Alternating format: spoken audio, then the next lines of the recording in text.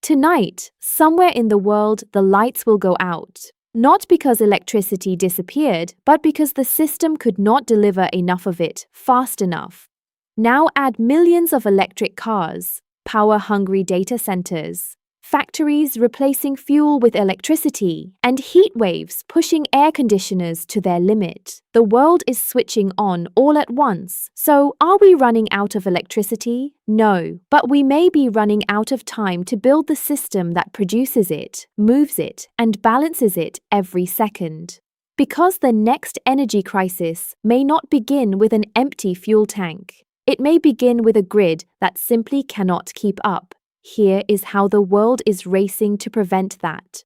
Global electricity consumption reached approximately 28,200 terawatt-hours in 2025. By 2030, the International Energy Agency expects it to reach around 33,600. That means adding more than 5,000 terawatt-hours in only 5 years. Electric vehicles are one highly visible source of new demand, but they are not yet the largest. In 2025, the global electric vehicle fleet consumed only about 1% of the world's electricity. That number could grow sixfold by 2035, particularly as buses and trucks also become electric. Buildings are a bigger part of the immediate story. Rising incomes mean more appliances, while hotter conditions increase the need for cooling. Data centers add another concentrated load. Globally, they remain a relatively small share of consumption. But in the United States, they contributed approximately half of the country's electricity demand growth in 2025. The surge is not coming from one invention. It is the combined effect of daily life becoming electrical. The reassuring answer is no, not globally. Present forecasts show enough new generation being developed to meet the world's additional electricity demand through 2030. Renewables will provide the largest share of the increase. Nuclear generation is also rising, while natural gas remains important in countries that need controllable power. By 2030, renewables and nuclear could provide approximately half of global electricity generation. But coal is still expected to remain the world's largest single source of electricity. That apparent contradiction reveals the real challenge. The transition is happening, but electricity demand is rising so quickly that countries are adding cleaner sources without immediately eliminating everything that came before them. We are not running out of electricity.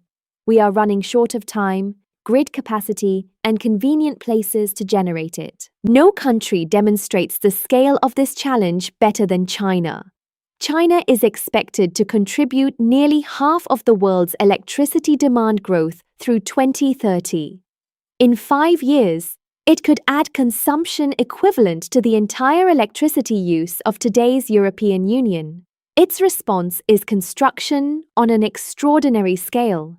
China's increase in solar generation over the next 5 years is forecast to exceed the solar growth of every other country combined. Its wind generation is expanding just as aggressively. It is also constructing nuclear reactors and continuing to rely on enormous hydroelectric projects. The International Energy Agency expects renewable and nuclear generation to meet all of China's additional electricity demand through 2030. But this does not mean China has simply abandoned fossil fuels. Nearly 80 gigawatts of new coal capacity was commissioned there in 2025, much of it following approvals issued after earlier power shortages. Coal generation may plateau, but the plants provide security when demand is high or renewable output is low. China's strategy is therefore not choosing one perfect technology. It is building cleaner power at record speed while keeping conventional capacity as insurance. Other countries face the same question from very different starting points. India's electricity demand is forecast to grow by more than 6% annually through 2030. Solar could meet approximately half of that additional demand, but coal may still provide another quarter. For India, electricity is not only about replacing fossil fuels. It must also support economic development, new factories, cooling, and reliable access for a growing population. The United States has a different problem.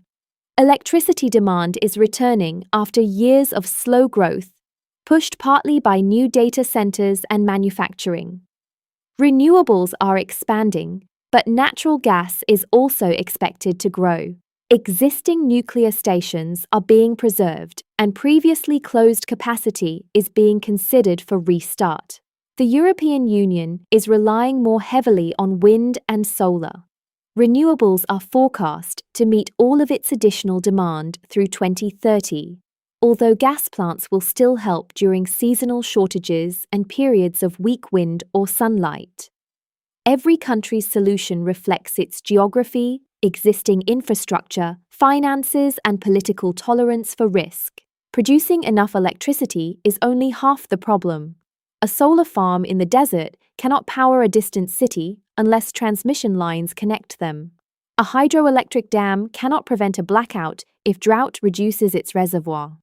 A nuclear plant provides steady power, but it can take many years to approve and construct.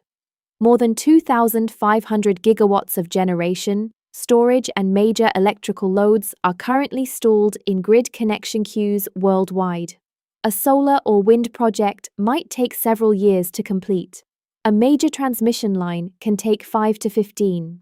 The International Energy Agency estimates that annual grid investment must rise by approximately 50% by 2030, from today's level of around $400 billion. Without that investment, countries can simultaneously have too much electricity in one region and not enough somewhere else. The next electricity crisis may not be caused by a lack of power stations. It may be caused by the inability to connect them. The future grid cannot depend on one source alone. Solar and wind can produce enormous quantities of inexpensive electricity, but their output changes with the weather. Nuclear and hydro can provide steadier low-emissions power, while some countries will continue using natural gas or coal for reliability. The connecting layer is flexibility. Batteries can store excess solar electricity during the day and release it after sunset. Transmission lines can move power between regions experiencing different weather. Electric vehicles can charge when demand is low instead of every driver connecting immediately after work. Factories and data centers may eventually shift non-urgent activity to hours when electricity is plentiful. This changes the question from how much electricity can we generate to how intelligently can we use what is available. The winning countries may not be those possessing the most power stations. They may be the ones that can move, store, and control electricity most effectively. So, are we running out of electricity? No. But we are entering the largest expansion of the electrical system in generations, and the decisions made now could determine energy prices, reliability, and emissions for decades. What should your country prioritize? More nuclear power, more renewables and storage, or conventional power for longer? Tell us in the comments. So there you have it. That's what it turns out to be. If this answered a question you didn't know you had, hit subscribe so you don't miss the next one. And if you liked it, tap that like button. Turns out, it actually helps a lot.